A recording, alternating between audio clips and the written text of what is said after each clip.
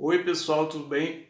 Meu nome é Matheus Henrique, do canal Autocrítica da Direita, e hoje eu pretendo falar sobre a ideia do utilitarismo aplicado às discussões sobre moralidade na política e quais são os problemas das abordagens que foram feitas aí historicamente sobre esse problema, né? Sobre esse assunto.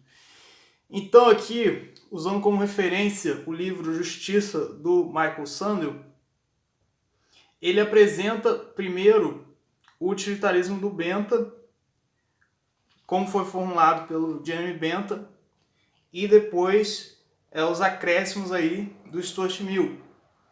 E nesse capítulo, que ele fala do utilitarismo, ele apresenta alguns dilemas morais que podem surgir usando como ponto de partida a argumentação dos dois filósofos aí, né? Então, primeiro, a ideia do utilitarismo do Bentham, que é a maior felicidade possível para o maior número de pessoas possível, ele diz aqui que o Bentham faz uma afirmação audaciosa, dizendo que não existe a possibilidade de rejeitar esse princípio moral. Todo argumento moral deve implicitamente inspirar-se na ideia de maximizar a felicidade. Então, muito bem.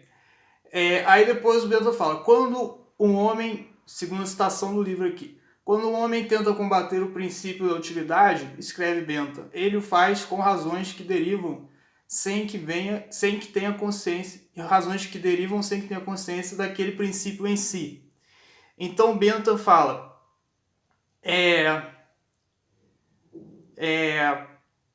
o princípio aí moral absoluto que está presente em todas as discussões morais é a ideia da máxima felicidade, do maior bem para o maior número de pessoas. E todo argumento sobre moralidade vai girar em torno disso.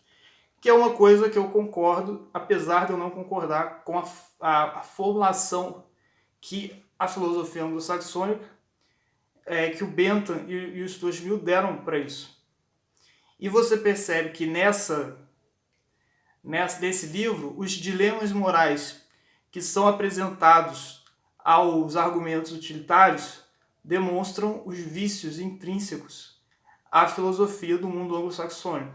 Como, por exemplo, que eu já falei em todos os vídeos anteriores, talvez, que é o abstracionismo e que é vamos dizer, a tendência à simplificação das premissas usadas no raciocínio.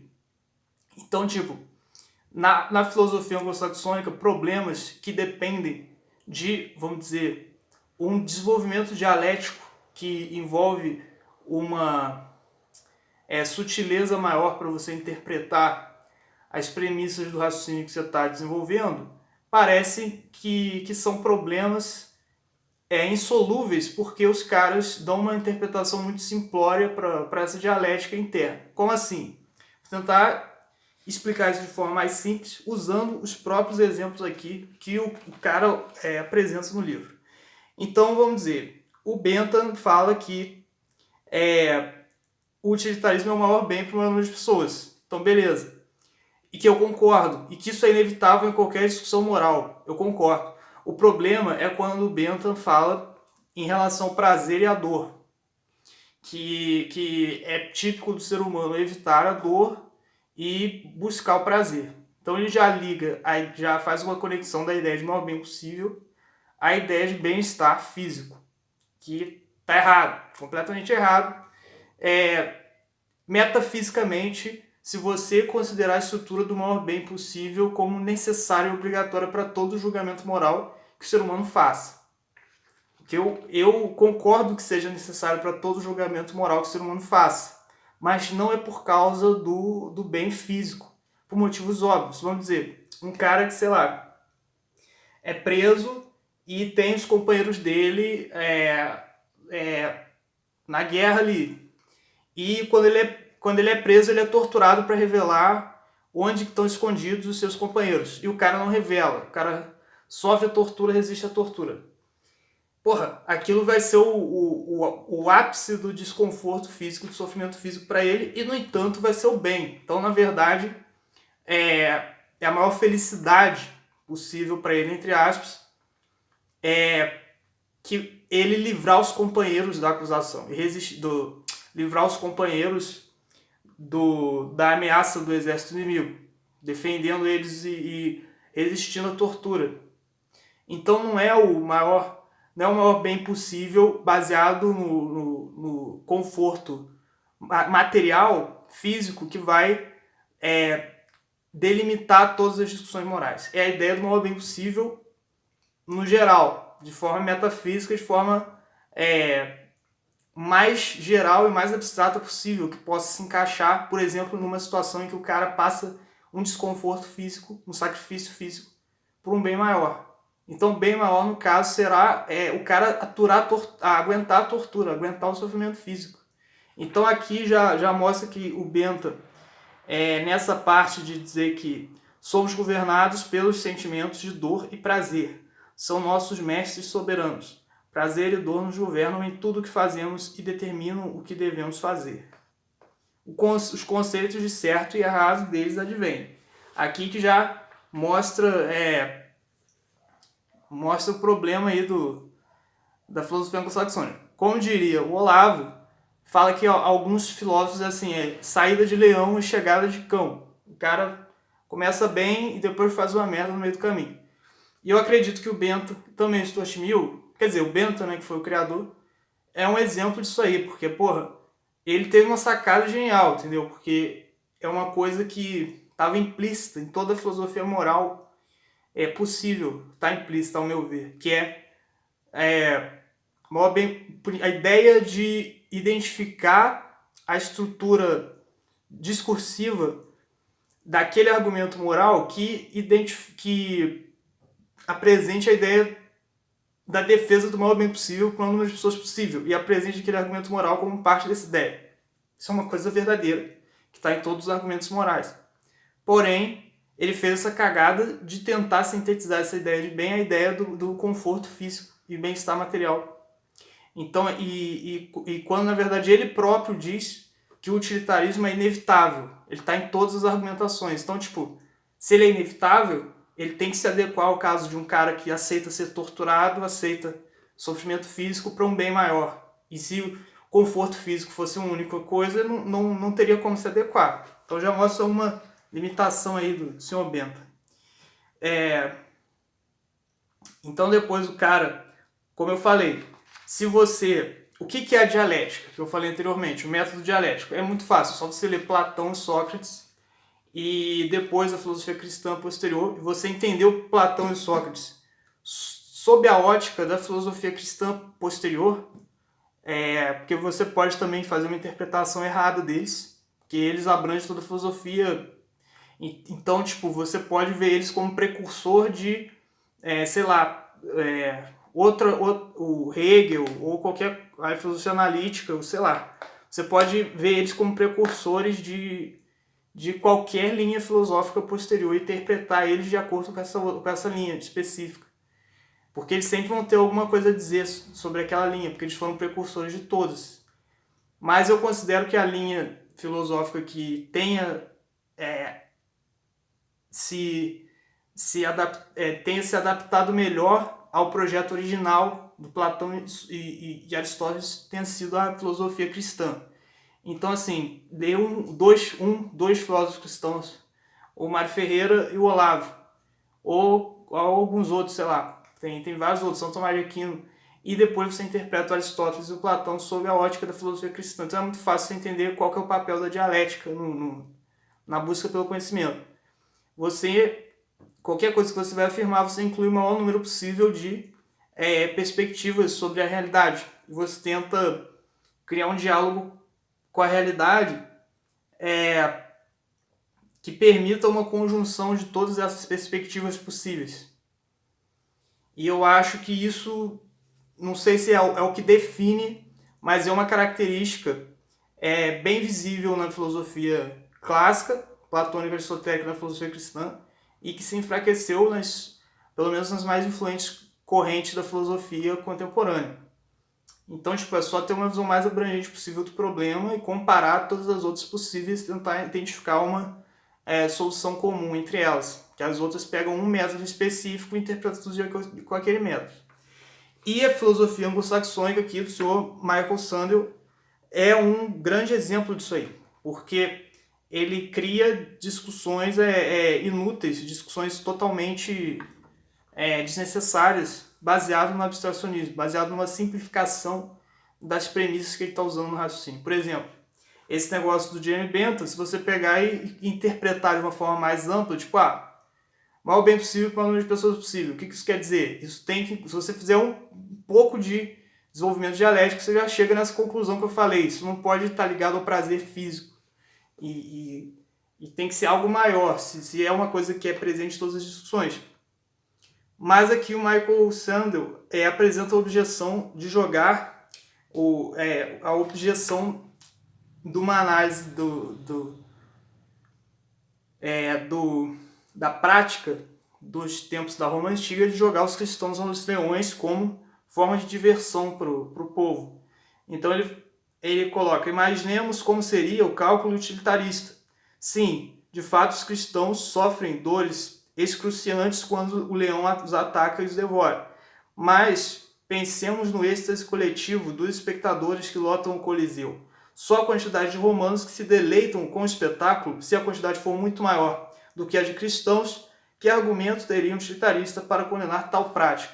Então, assim, isso é uma coisa idiota. Matam os cristãos, mas muita gente está se divertindo, que o sofrimento deles é justificável, porque causa mais prazer do que dor. Mas, porra, o cara chegar e achar engraçado o cara ali sendo torturado e morrer, por mais que sejam milhões de pessoas, como que você vai mensurar, milhões não, muitas pessoas, como que você vai mensurar o valor desse divertimento de todos eles e vai comparar com o cara perder a vida? Então, tipo, é óbvio que o cara perder a vida e ser torturado é uma coisa que, porra, por mais que as pessoas sejam sádicas, malucas e se divirtam com isso, é um sofrimento incomparavelmente maior do que uma mera diversão ali na hora. E principalmente porque ele poderia ser substituído por outra coisa, por um jogo de futebol, uma corrida de bigas, sei lá. Então, porra, para o pessoal ter um pouco mais de prazer e satisfação que teria com uma corrida de cavalo, alguma coisa assim, vão matar as pessoas e fazer elas passarem por um sofrimento insuportável. Então é uma maluquice e assim, isso é uma coisa muito simples de se resolver. Se você considera o valor da vida humana uma coisa muito elevada, muito mais elevada que a mera diversão, é óbvio que matar uma pessoa para os outros se divertirem não vale a pena. Então, tipo, isso não é o maior bem possível para o número de pessoas possível. Porque a degradação e vamos dizer, o erro de você matar uma pessoa é tão grande, tão imensurável, que mesmo que muitas pessoas se divirtam com aquilo, não vale a pena. Então, nesse cálculo de maior bem para o maior número de pessoas, não seria o maior bem para o maior número de pessoas. Isso seria, o fato daquelas de uma ou duas pessoas sofrerem pra caralho, para as outras pessoas se divertirem, meramente terem o prazer da diversão, não vale a pena. Então, esse sofrimento daquela uma ou duas pessoas, aquela injustiça cometida contra elas arbitrariamente, é um mal tão grande que, se você for colocar na escala, isso pesa mais do que a diversão dos outros. Então, não é o maior bem possível para o número de pessoas possível. Porque é um mal tão grande que você cometeu contra aquelas poucas pessoas que o bem que você cometeu para aquelas outras muitas pessoas não compensa. Isso, claro, desde que você coloque o valor da vida como algo muito mais importante que a diversão deles, como hoje em dia todo mundo coloca. Então a questão do utilitarismo é que muitas objeções que foram feitas a ele são baseadas em problemas falsos, principalmente porque a filosofia anglo-saxônica tem essa ideia de não dar o desenvolvimento dialético para as premissas do raciocínio dos caras. Então, pelo fato do utilitarismo ter surgido nesse meio filosófico, tanto a formulação dele próprio teve muitos problemas, como eu falei no Bentham, quanto a forma como ele foi recebido pelos intelectuais e como ele foi contestado pelos intelectuais também teve muitos problemas. Então aqui depois, né, o Michael Sandel fala que o problema é que se você coloca que a vida tem um valor em si, você teria que recorrer a um valor externo ao utilitarismo. Porque o utilitarismo é só um cálculo de como seria para dar o maior bem possível para o número de pessoas possível, não fala nada sobre os valores fundamentais. E então você teria que recorrer a uma fonte externa ao utilitarismo. Então aqui, se esses cálculos forem as únicas razões para que se desista de submeter os cristãos à morte violenta pelo bem do entretenimento, não estaria faltando algo moralmente importante a esse raciocínio? Quando ele fala que, mas poderia não ser bom, os cristãos morrerem, poderia não ser bom porque isso ia degradar a sociedade, ia tirar o valor, tirar o senso de moral dos caras que estão assistindo ali, então também vai ser ruim para todos. Mas isso não é suficiente, tem algo mais, que é o valor da vida humana, beleza. Mas eu falo o seguinte, o valor da vida humana não está necessariamente afastado das discussões sobre o utilitarismo, no mínimo, da mesma forma que também não está afastado das discussões a ideia de que o valor é o prazer físico, como coloca o Jeremy Bentham. Porque, tipo, se o utilitarismo é só essa leitura do que vai ter o maior bem para o maior número de pessoas, essa leitura por si só não explica também a ideia de prazer físico. Então a questão é que, tipo, esse valor é alheio ao utilitarismo. Mas nem o Bentham, nem o Stuart Mill, nem nenhum utilitarista, com certeza, conseguiu afastar completamente esse cálculo da fundamentação de algum valor independente daquilo. Então isso quer dizer o quê? Que o utilitarismo não é uma ideia de que tudo vai ser baseado só na utilidade, excluindo o valor. Até porque se é útil para alguma coisa, se é útil para se atingir alguma coisa, vai ser... O que vai ser essa alguma coisa? Vai ter que ser estabelecido de alguma forma. Então, o valor que se procura atingir com o utilitarismo tem que ser estabelecido de alguma forma. E é óbvio que isso é alheio ao utilitarismo. Então, essa crítica não faz sentido.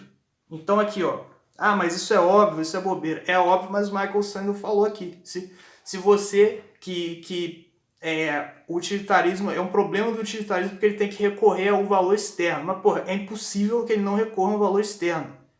Porque isso é útil porque vai atingir um determinado resultado. Esse resultado é baseado em um valor. E esse valor não está implícito nessa própria forma de análise de como você vai chegar. Mas porra, como que o cara aqui de Harvard, de não sei aonde, fala uma merda dessa? É assim que acontece hoje em dia. A filosofia hoje em dia é empobrecida, está numa fase de decadência. Então até o senhor Michael Sandel, o Jeremy Bentham também, o Stuart Mill cometem erros assim, primários metafísicos no desenvolvimento das ideias deles. Mas isso não nega que eles tenham... isso não impede que eles tenham feito descobertas importantes. Que eu considero essa descoberta do Bentham uma sacada muito grande. Porque era uma coisa que era tão óbvia para os filósofos da antiguidade que ninguém precisava dizer. Só que na modernidade, na idade contemporânea, isso, como os caras se perderam nas discussões sobre moral, isso traz uma luz, traz uma orientação que explicitando essa ideia que é necessária para as discussões morais que o pessoal tinha se afastado disso. Então eu acho que foi uma descoberta importante. Então aqui,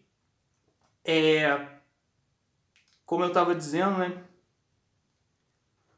o utilitarismo sempre vai ter que ser um acessório de uma discussão separada sobre a forma como você vai fundamentar os valores.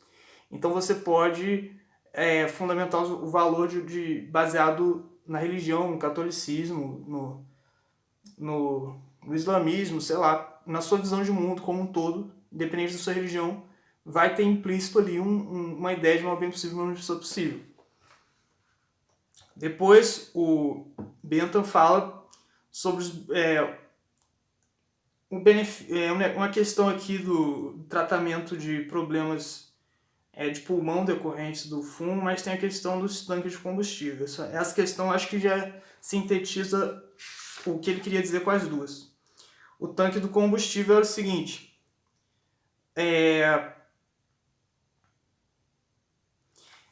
a Ford criou um carro que o tanque de combustível era muito propício a explodir de repente, por causa da combustão.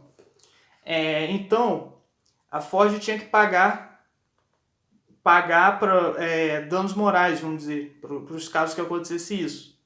E para a Ford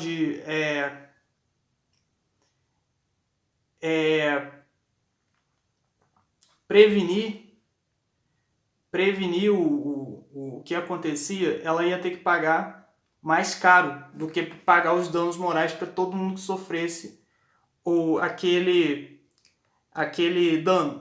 No caso, que todo mundo sofresse queimaduras, ou a família do pessoal que morresse ia ter que pagar danos morais. Só que se ela fosse consertar os carros e para aumentar o padrão de segurança, cada um ia gastar, eu acho que $200 mil. E se ela não fizer isso, ela ia gastar $67 mil. Não é bem isso, mas vamos supor, vamos supor que aconteceria 180 mortes. Em um ano aconteceu 180 mortes e 180 queimaduras. Então eles estipularam um valor para cada vida perdida, cada queimadura sofrida. $200 mil e 67... é isso aí, $107 mil pelas queimaduras. Então eles gastaram $50 milhões, 49,5, $50 milhões. Só que para prevenir, para melhorar o equipamento desses carros e para que não acontecesse nada disso, eles iam gastar $137 milhões. Então, assim, eles iam gastar,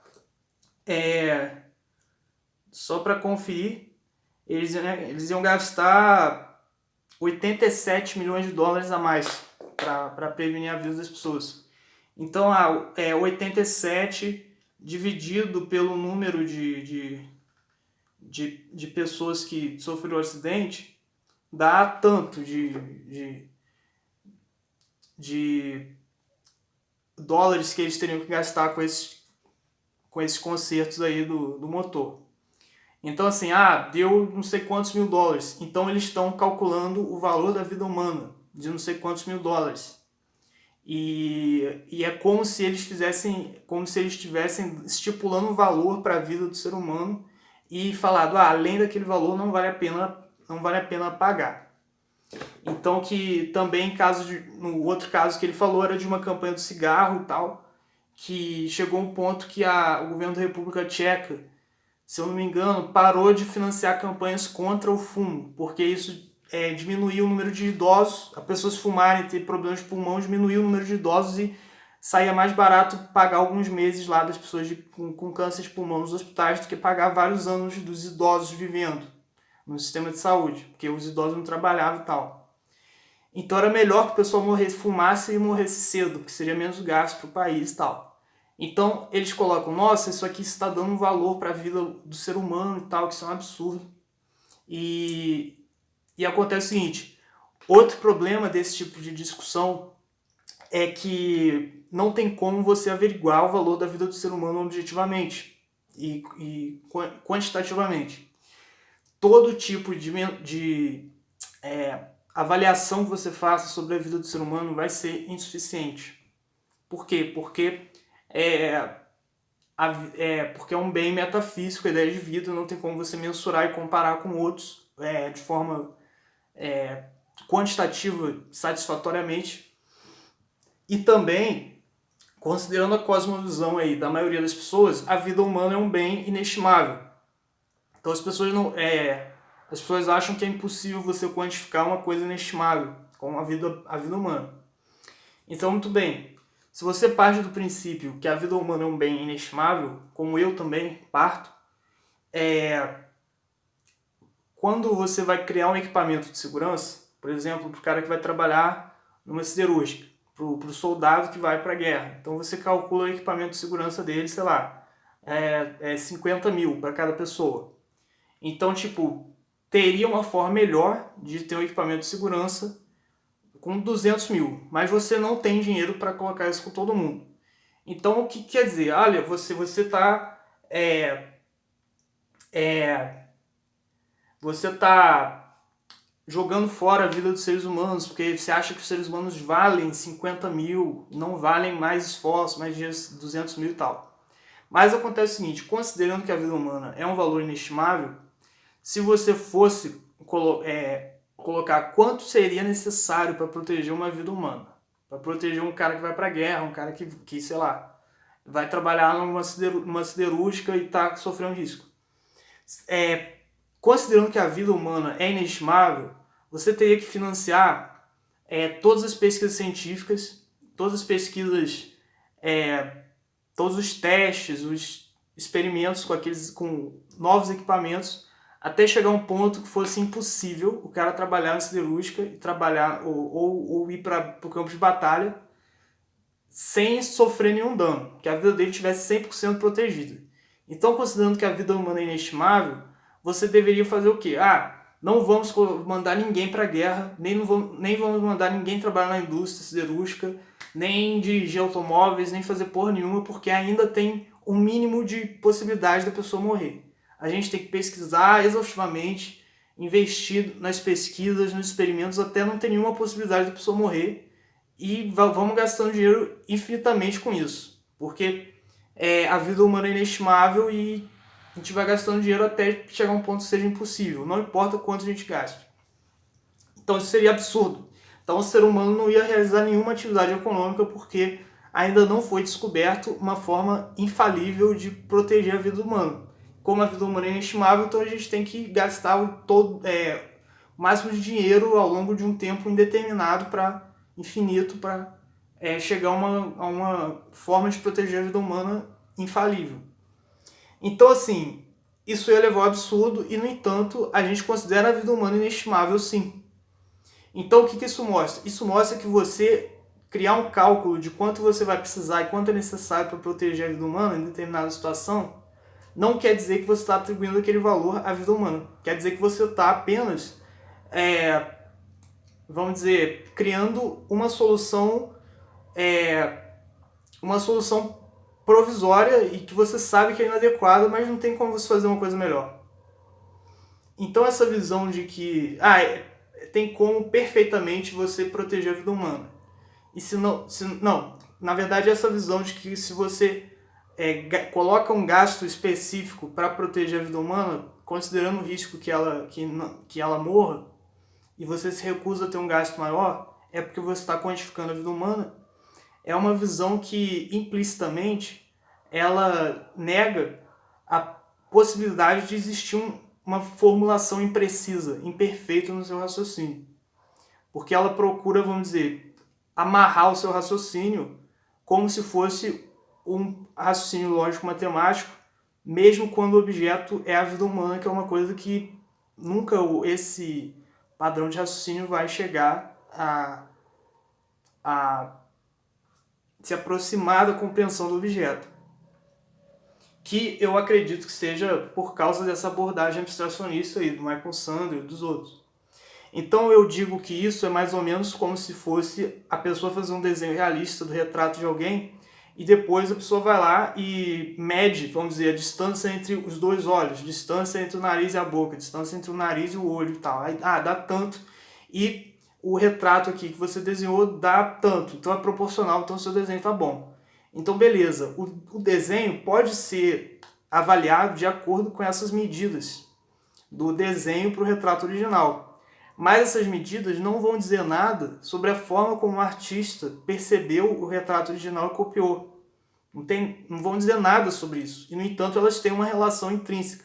Sempre que o artista fizer um desenho bom, fiel ao modelo original, vai ter uma ligação necessária ali da distância do nariz e da boca, do nariz para o olho, vai ter uma relação necessária do desenho para o modelo original. E, no entanto, essa relação não diz nada sobre o desenho. É só uma forma de mensurar, uma forma acessória de você mensurar o desenho, que é até desnecessário, se for ver. E eu acho que o raciocínio utilitário é a mesma coisa. Qualquer proposta moral que você faça, se tem a pretensão de você ter uma atitude baseada naquilo que sempre vai ter, Então tem uma avaliação sobre as consequências daquilo e sobre se aquela consequência se aquela atitude que você tomou foi eficiente para atingir aquela consequência ou não, em que medida ela foi. Isso sempre vai ser insuficiente para abarcar todas as dimensões da discussão moral sobre aquilo. Então, assim como você mensurar o desenho e comparar com o modelo é insuficiente para você entender como que o artista copiou aquele modelo, qual foi a técnica usada pelo artista, você usar a estrutura utilitária para entender um problema moral é até algo que é importante dependendo da discussão. Então é diferente de mensurar o desenho, porque é uma coisa importante, necessária, só que ela está distante da forma como os valores são estabelecidos, da mesma forma que você mensurar as dimensões do desenho está distante da compreensão de qual a técnica que o artista usou para desenhar aquele modelo. No entanto, as medidas do resultado do desenho ali sempre vão estar ali. E a estrutura utilitária, que é uma forma de ler a aplicação de um raciocínio, de uma proposta sobre moralidade, também sempre vai estar intrínseca naquela proposta. E, no entanto, a fundamentação dos valores dessa proposta não depende dela. Então, a minha ideia é que o utilitarismo, na verdade, é mais uma forma de leitura dos argumentos e de tudo que você fale sobre moral, do que propriamente, vamos dizer, uma proposta moral concorrente de outros, uma forma de estabelecer os valores concorrente de outros. Então, pretendo falar mais sobre isso nos próximos vídeos. Talvez não tenha ficado claro, mas por enquanto acho que é isso. Muito obrigado.